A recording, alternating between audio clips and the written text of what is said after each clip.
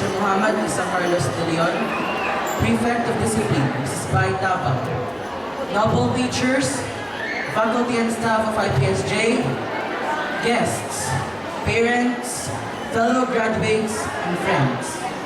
Assalamu alaikum wa rahmatullahi ta'ala wa barakatuh. Good afternoon to all of you. I am very honored and humbled to be standing in front of you in this afternoon's commencement exercises and recognition day program. On behalf of my fellow graduates, I would like to thank all of you for coming here in this auspicious and significant event. Graduation Day, how sweet sounding and how delicious it is to savor its very significance.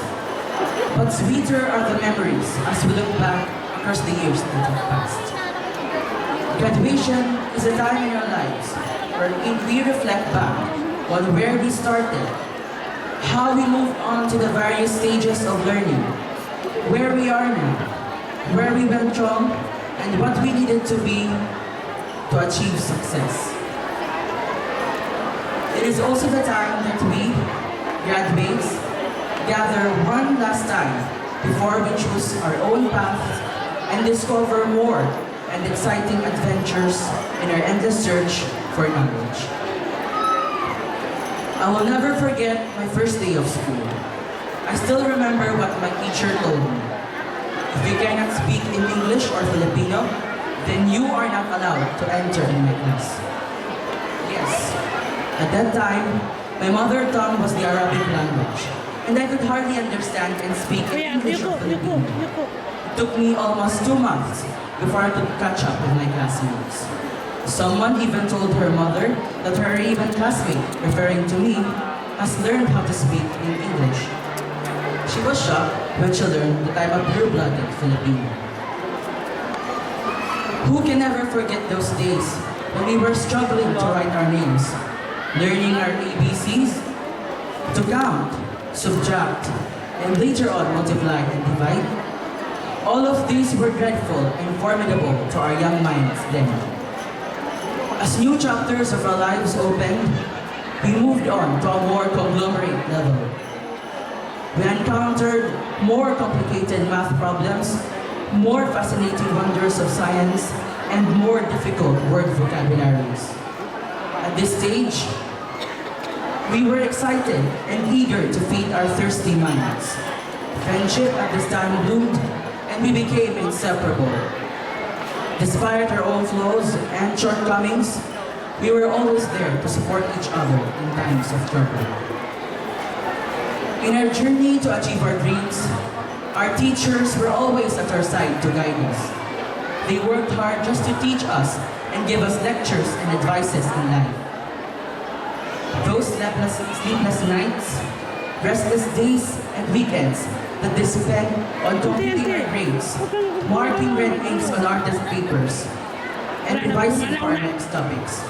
That is why I have high respect to the dedicated teachers who sacrificed being away from their loved ones.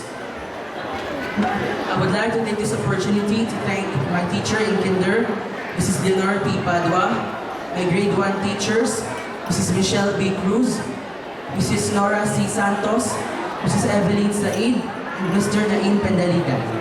My grade 2 teachers, Mrs. Normina P. Payaw, Mrs. Gloria D. Salas, Mrs. Greta M. Argonza, Mrs. Kalayaman B. Tamano, Mrs. Salina Batwa, Mrs. Lovely Dacayo, and Mrs. Sharon Regala.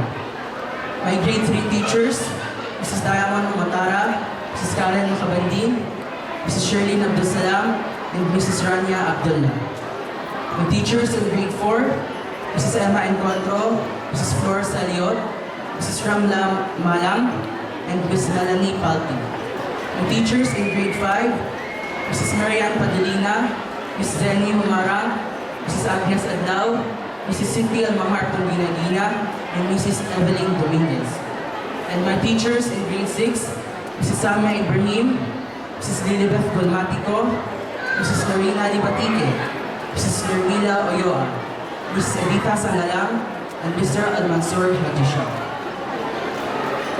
To all my teachers, I would like to thank you all for what you have taught me, for what you have made me. I am forever grateful to you. I do not only owe my success to my teachers, but also to my loving parents. Ma and Pa, thank you for always being there to support and guide me in every decision I make. I would not be achieving all of these if not because of you.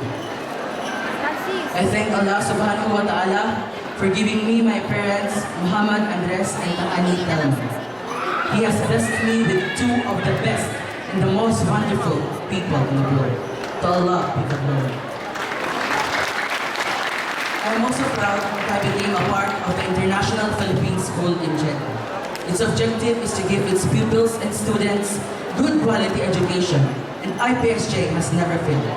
I am proud that I am an IPSJan, and I will always be. May I also take this opportunity to thank my dear aunts for their moral support. Tita Ann Lumangco, Tita Surayda Kali, Tita Rihamna Jalalan, Tita Rasmia Lumangco, Tita Princess Ansari, Tita Laila Bayabaw, Tita Apipa Islao, Tita Fauzia Rodriguez, Tita Mariam Kali, Tita Charlene Ismael, Tita Nani Bashir, Tita Ivy Villarin, Tita Sonia Cabonton, Tita Ellen Akhtar, and to Tita Annie Mapandi, who whenever I felt sick, she was always there to cure me. Thank you also to my dear aunt, Tita Salerna Palaoro Hetahobe, who is also now with us. And most especially to Tita Riza Sopero for her unconditional love and support for me. God bless you all. Please allow me to thank a very important person for me, Mr. Muhammad Isa Carlos De Leon. Thank you for your help and moral support for me. Finally, I would like to end my valedictory speech with a quote from J.M. Barrie. The quote, "Never say goodbye, because saying goodbye means going away, and going away means forgetting." And go. Once again, my warm and happy congratulations to the 2012-2013 batch of elementary graduates. We made it! Thank you, and once again, good afternoon. God bless us all. Wassalamu alaikum.